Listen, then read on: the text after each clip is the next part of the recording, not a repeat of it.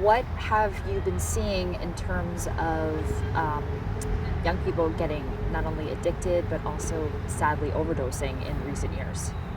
So I think it would come to no surprise that a major shift that we've seen over the last couple of years, I think as the result of COVID, is a real increase in anxiety and depression among teenagers.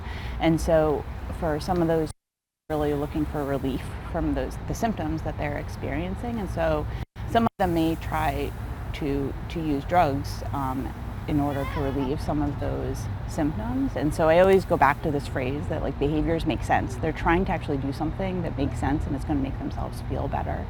We also know that during this time, though, that the drug supply has become sort of contaminated with fentanyl, which puts them at risk for overdose. And so I think that's why we're seeing this increase in opioid-related overdoses among youth. And so in our clinical practice, we've definitely seen an increase in the number of youth who are coming who are telling us about a history of overdose.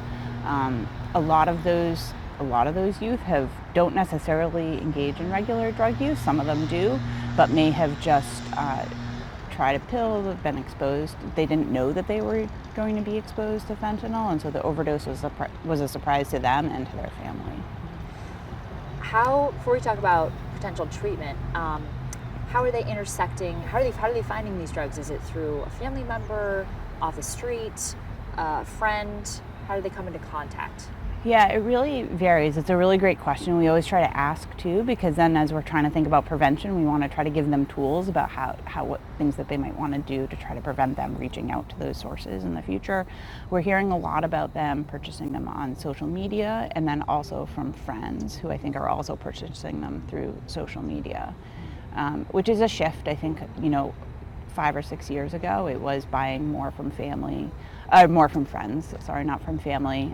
Sometimes also sort of, you'd always hear about kids getting into medicine cabinets, and it's not that doesn't happen, and we always advise sort of securing people's medications, but it does seem like they're getting it from sort of outside sources more than from within their family.